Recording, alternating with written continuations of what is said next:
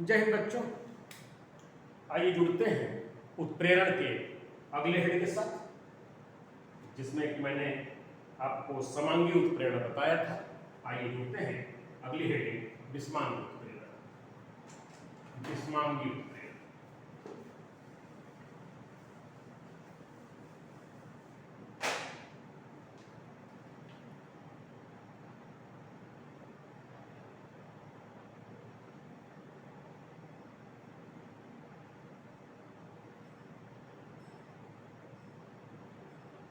इसको हम कहेंगे हेट्रोजीनस कैटालिसिस।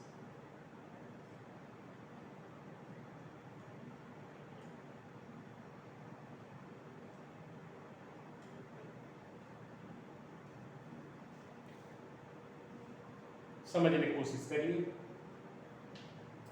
क्या है। कल मैंने पढ़ा था समांगी उत्प्रेरण। समांगी उत्प्रेरण मैंने कहा था कि जो क्रिया कारक की अवस्था है और उत्प्रेरक की अवस्था है, भौतिक अवस्था, दोनों मिलती है। आज हम विस्मांगी की बात कर रहे हैं। इसका सीधा मतलब है, शब्द से ही आप समझ गए होंगे कि जो क्रिया कारक है उसकी जो भौतिक अवस्था है आपके उत्प्रेरक की भौतिक अवस्था से भिन्न है, नहीं मिलती है। इसीलिए उत्प्रेरक को हम विस्मांगी उत्प्रेरक कहते हैं तथा इस उत्प्रेरक की उपस्थिति में जो होने वाली घटना है उसको विस्मांगी उत्प्रेरण कहते हैं। तो आइए हम पहले एग्जाम्पल देखते हैं, या पहले डेफिनेशन लिख ले तब एग्जाम्पल देखें। आइए जरा यहाँ पे एग्जाम्पल लिख देते हैं, देख लेते हैं। 2H2 plus O2 equal to 2H2। ये अवस्था क्या है? गैस की है। ये अवस्था क्या है? गैस की है।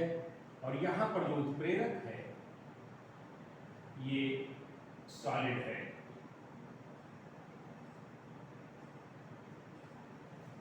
एक उदाहरण आप ये देख रहे हैं, उत्प्रेरक की भौतिक अवस्था जो ठोस है, क्रियाकारक की भौतिक अवस्था जो गैस है, दोनों अलग अलग हैं। इसलिए उत्प्रेरक विस्मांगी उत्प्रेरक कहलाता है तथा जो पूरी क्रिया हो रही है इसकी उपस्थिति में उसको विस्मांगी उत्प्रेरण कहते हैं। एक एग्जांपल और भी देख लेते हैं, जरा देखिए इसको। नाइट्रोजन है, हाइड्रोजन है और ये दे रहा है 2NH3, अमोनिया दे रहा है।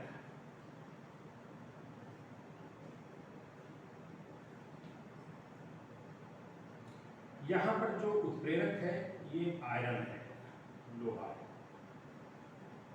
समझिएगा, ये क्या है? सॉलिड है, ठोस है। ये क्या है? गैस है। ये क्या है? गैस है। दोनों एग्जाम्पल समझिए।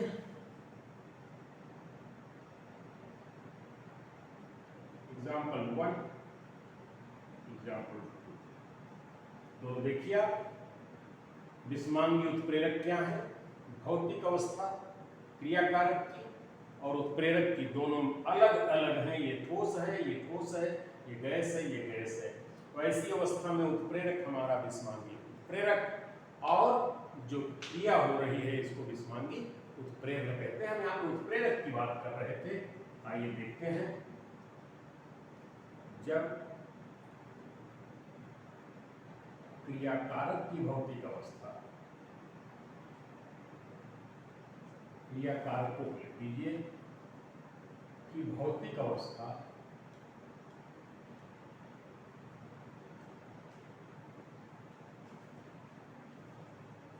एवं उत्प्रेरक की भौतिक अवस्था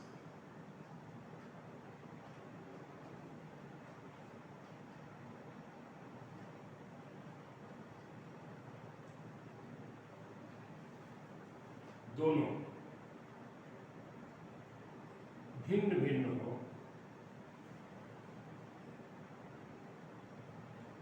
तो उत्प्रेरक विस्मांगी उत्प्रेरक कहलाता है।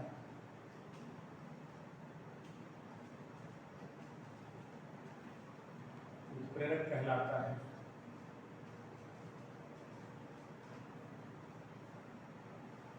इसकी उपस्थिति में होने वाली घटना, इसकी उपस्थिति में होने वाली अभिक्रिया, होने वाली अभिक्रिया की घटना विस्मांगी उत्प्रेरण कहलाती है।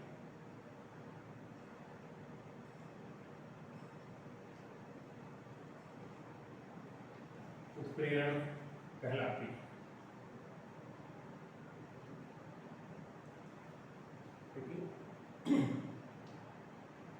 स्पष्ट है? एक बार रिवाइज कर दे रहे हैं। विस्मांगी उत्प्रेरण क्रियाकारक की जो अवस्था भौतिक है गैस है, उत्प्रेरक की ठोस है।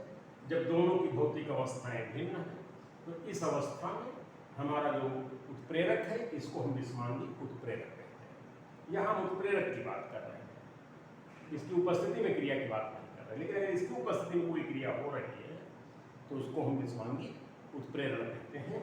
इस प्रकार से विस्मांगी उत्प्रेरण और समांगी उत्प्रेरण में केवल एक अंतर आपको दिख रहा होगा, वहां पर उनके क्रियाकारक की जो भौतिक अवस्था है, उत्प्रेरक की भौतिक अवस्था समान होती थी, इसमें अलग अलग है। तो देख लें, जब क्रियाकारकों की भौतिक अवस्था एवं उत्प्रेरक की भौतिक अवस्था भिन्न भिन्न हो तो उत्प्रेरक विस्मांगी उत्प्रेरक कहलाता है, तथा इसकी उपस्थिति में अर्थात विस्मांगी उत्प्रेरक की उपस्थिति में होने वाली जो क्रिया की घटना है उसे विस्मांगी उत्प्रेरण कहते हैं या विस्मांगी उत्प्रेरण कहलाती है। आइए अब चलते हैं हम उत्प्रेरक की अभिक्रियाओं की बात कर रहे हैं। अभी मैंने उत्प्रेरक की बात की।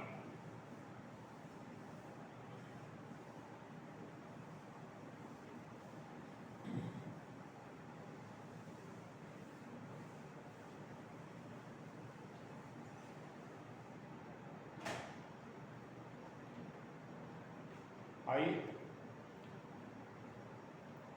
पढ़ते हैं।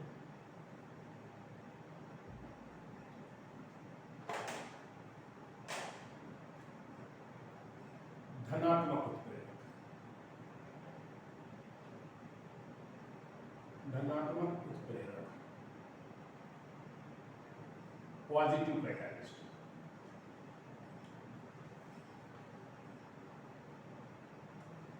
पॉजिटिव कैटालिस्ट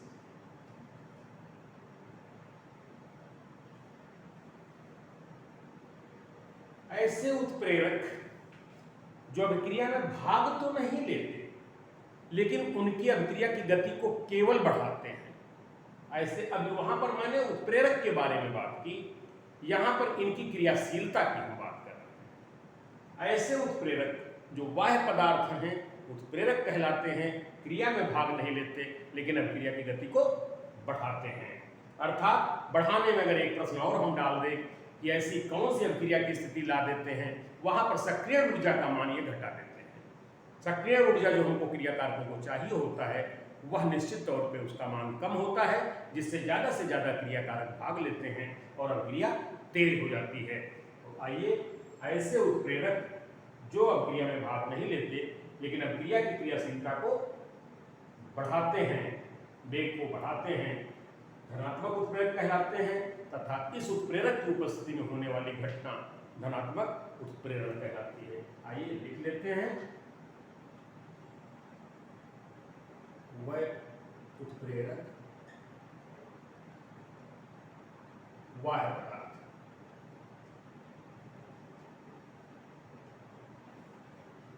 जो अभिक्रिया में भाग नहीं लेती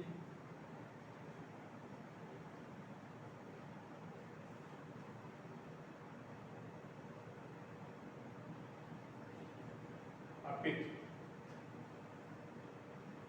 अभिक्रिया के वेग को, अभिक्रिया के वेग को बढ़ाते हैं।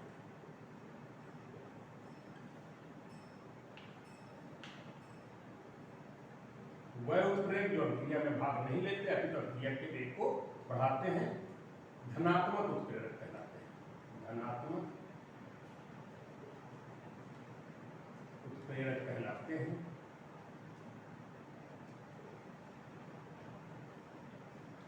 इनकी उपस्थिति में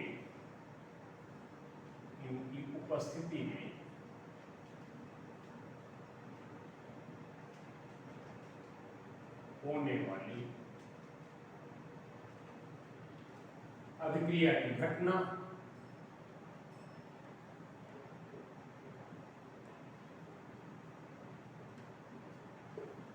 धनात्मक उत्प्रेरण कहलाती है।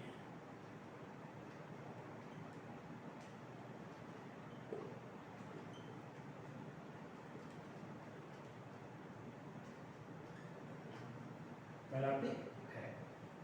तो आइए एग्जाम्पल जरा देख लेते हैं। N2 plus 3S2 equal to 2NS3। यह अभिक्रिया उत्प्रेरक Fe की उपस्थिति में होती है, 500 डिग्री सेंटीग्रेड पर होती है, 200 एटमॉस्फेरिक प्रेशर पर। बहुत आसान है। हमारा जो उत्प्रेरक है ये धनात्मक उत्प्रेरक है। क्यों है? क्योंकि ये अभिक्रिया की क्रियाशीलता को बढ़ा देता है। आइए सेकेंड एग्जांपल देख लें। 2H2O2 equal to 2H2O plus O2। Platinum यहाँ पर उत्प्रेरक है, हाइड्रोजन पराक्साइड है, ये हाइड्रोजन पराक्साइड है। प्लेटिनम उत्प्रेरक की उपस्थिति में ये जो है 2H2 और O2 में डिसइंटीग्रेट हो जाता है। बहुत ही इंपॉर्टेंट है और धनात्मक उत्प्रेरक को बता रहा है। ये आपका धनात्मक उत्प्रेरक है। आइए एक एग्जांपल और ले लेते हैं, अक्सर सुनते होंगे वनस्पति तेल। वनस्पति तेल, इसको वेजिटेटिव ऑयल कहते हैं।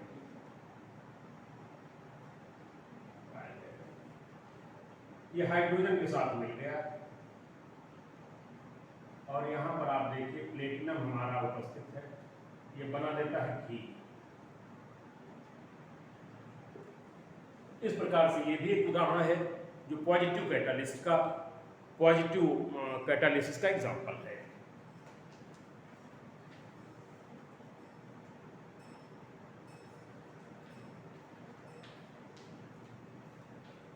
तो आप इसको देख लें, वनस्पति तेल प्लस हाइड्रोजन प्लेटिनम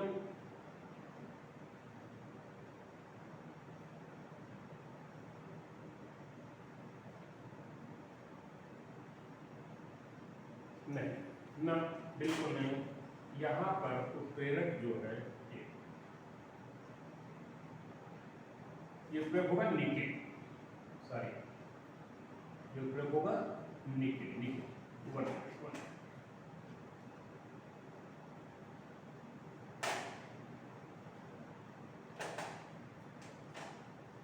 जो उत्प्रेरक हमारा क्या है? निकेल। तो यहाँ पर निकेल उत्प्रेरक की उपस्थिति में घी निर्माण होता है और ये धनात्मक हमारा उत्प्रेरक है तथा अभिक्रिया जो है धनात्मक उत्प्रेरक कहलाती है। आइए अब चलते हैं अगले उत्प्रेरक की तरफ, ऋणात्मक उत्प्रेरक।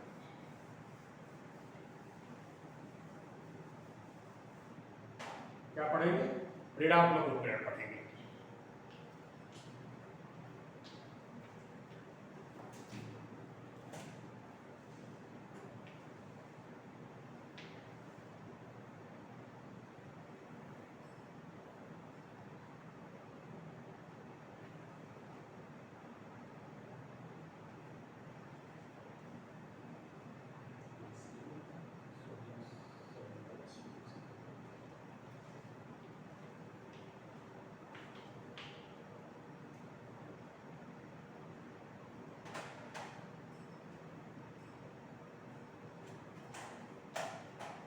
अगला उत्प्रेरण हमारा है ऋणात्मक उत्प्रेरण, जिसको हम कहते हैं निगेटिव कैटालिसिस। इसमें क्या होगा, बिल्कुल धनात्मक कैटालिसिस जो है, धनात्मक जो उत्प्रेरक है उसका विपरीत है। हमारा वह उत्प्रेरक वाह्य पदार्थ जो अभिक्रिया में भाग नहीं लेते अपितु अभिक्रिया के वेग को बढ़ाते नहीं हैं, वो घटा देते हैं।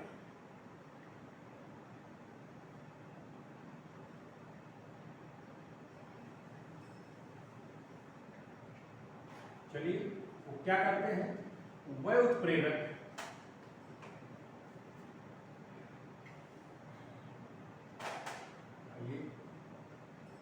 बात करते हैं ऋणात्मक उत्प्रेरण। ऋणात्मक उत्प्रेरण की हम बात करते हैं, जिसको हम निगेटिव कैटालिसिस कहते हैं।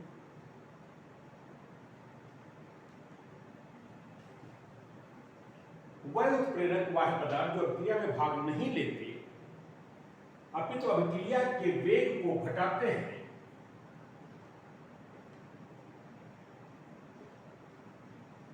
ऋणात्मक उत्प्रेरक कहलाते हैं। ऋणात्मक उत्प्रेरक कहलाते हैं। इनकी उपस्थिति में होने वाली जो अभिक्रिया की घटना है उसे क्या कहते हैं, ऋणात्मक उत्प्रेरण कहते हैं। ऋणात्मक उत्प्रेरण कहते हैं। आइए जरा देखते हैं। हमने बताया आपको धनात्मक उत्प्रेरक वो सीधे अभिक्रिया की गति को बढ़ाते हैं, यह जो है अभिक्रिया के वेग को घटाते हैं। तो उत्प्रेरक आपका ऋणात्मक उत्प्रेरक हो जाएगा तथा अभिक्रिया की घटना ऋणात्मक उत्प्रेरण हो जाएगी। आइए जरा हम एग्जांपल्स देखते हैं।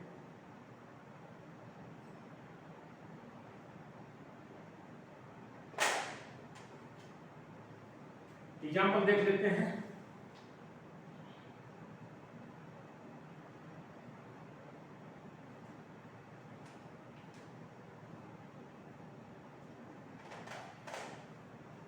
एग्जांपल देखते हैं इसका।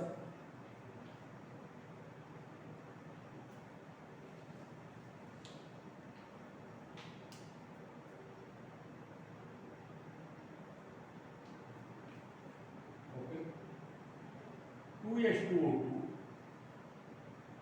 Equal to 2H2O plus O।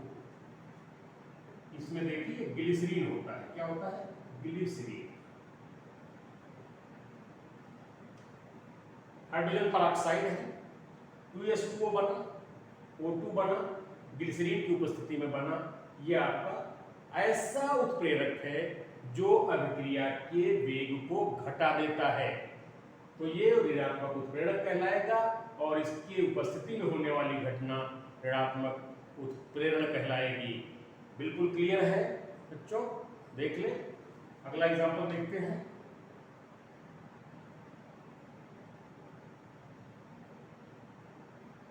आइए, सोडियम सल्फाइड है और ऑक्सीजन ले लीजिए। ये रिएक्शन सोडियम सल्फाइड और ऑक्सीजन क्या बनाएगा, Na2SO4। ठीक है,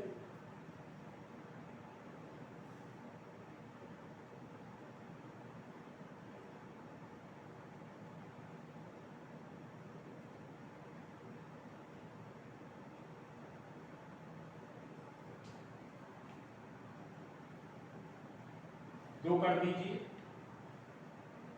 दो कर दीजिए, 4 हो गए, 2 सल्फर हो गए, ये 6 2 8 हो गए, 4 सोडियम हो गए, 2 सल्फर हो गए और ये 8 ऑक्सीजन हो गए। ये जो है एल्कोहल की उपस्थिति में क्रिया होगी। किसकी उपस्थिति में, एल्कोहल की उपस्थिति में। आप देखिए H2O2 हाइड्रोजन परऑक्साइड ग्लिसरीन की उपस्थिति में जल और ऑक्सीजन में टूट रहा है। ग्लिसरीन हमारा ऋणात्मक उत्प्रेरक है तथा यह होने वाली घटना ऋणात्मक उत्प्रेरण है। अगला है हमारा सोडियम सल्फाइड, ऑक्सीजन की वजह से सोडियम सल्फेट में बदल रहा है। एल्कोहल की उपस्थिति में यह घटना हो रही है और यह हमारा ऋणात्मक उत्प्रेरक है तथा होने वाली घटना ऋणात्मक उत्प्रेरण है। इसी अगले क्लास में फिर जुड़ते हैं इसी के साथ। चलिए। बहुत बहुत धन्यवाद।